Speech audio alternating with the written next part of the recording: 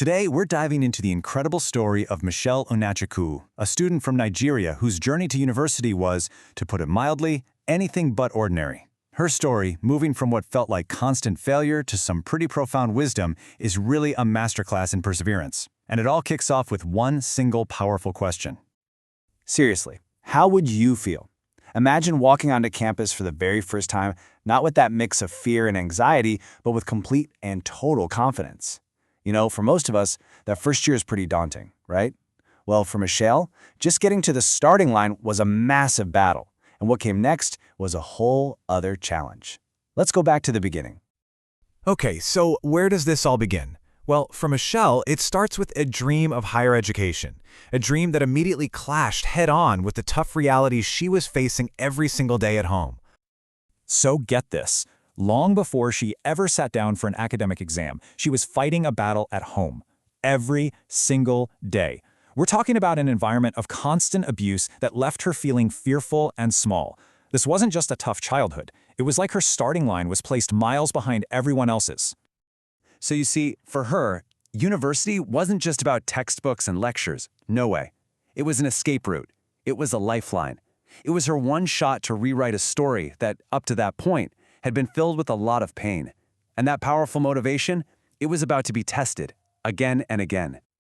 But of course, that dream of escape was about to be put to the ultimate test.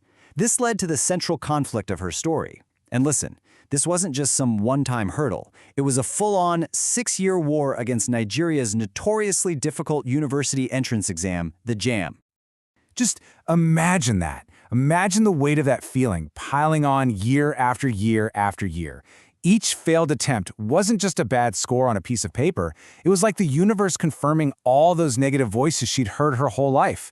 It was just this brutal cycle of hope followed by crushing disappointment. Okay, so let's just look at this timeline because it really shows you how relentless this struggle was. It wasn't a straight line at all. She fails her first attempt in 2012, then fails again in 2013. So she tries a different route, a diploma program, hoping for a back door. But 2 years in, the whole program gets scrapped, and she's sent right back to square one. And maybe the toughest part? The whole time she's watching her friends not just start university, but actually finish it, all before she even got her admission letter. Then, finally, in 2018, success. 6 years. Let that number just sink in for a second. That is longer than the actual university degree she was fighting so hard to get into. That one number tells an incredible story of resilience against what must have felt like impossible odds. But you know, the exams were one thing. The real gut punch, the thing that she said stung like a bee, was seeing her friends celebrate their graduations.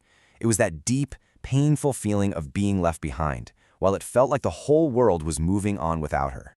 So after 6 long years, she makes it. She's in. A huge win, right? But here's the thing. Getting in wasn't the finish line. Nope. It was the starting gun for a whole new race, in a world she was completely unprepared for, filled with its own brand new set of challenges. She actually calls this her 11th hour breakthrough. A huge part of her story is her faith in what she calls God's timing. But this wasn't about just sitting back and waiting. It was this belief that after you've done everything you possibly can, a miracle can still happen at the very last second. And for her, after 6 years of fighting, her miracle finally arrived. She was in. So she finally arrives on campus, but she's carrying this suitcase just packed with myths and fears. You know, the idea that anything less than perfect grades meant you were a failure, or that the whole social scene was just a dangerous trap. But what she found was, well, the reality was a lot more complicated, and honestly a lot more hopeful. She learned that her journey was her own, that healthy friendships were vital, and that her focus was ultimately in her own hands.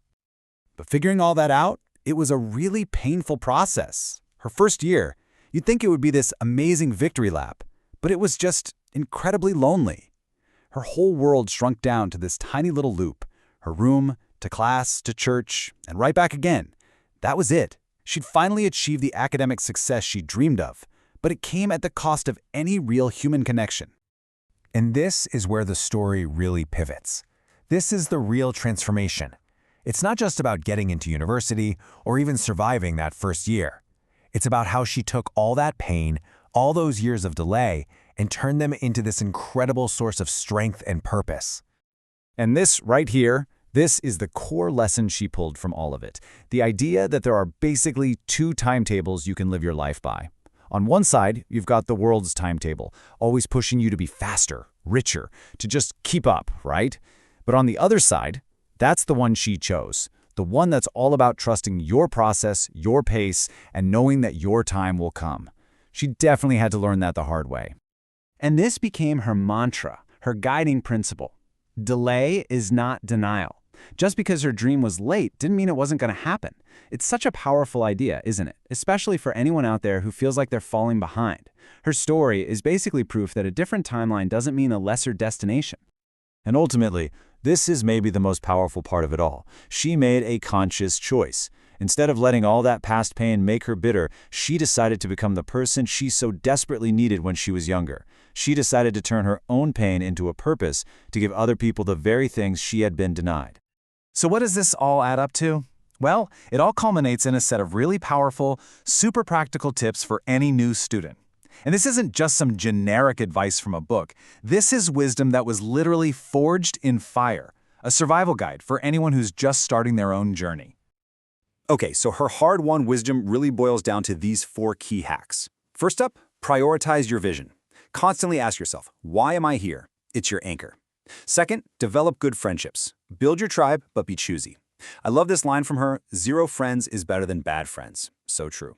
Third, pay attention to yourself. You have to be your own biggest cheerleader. Your well-being has to come first, period. And finally, for her, communication with God was essential for navigating those challenges that just feel way too big to handle on your own. So in the end, Michelle's story, it's not really just about her, is it?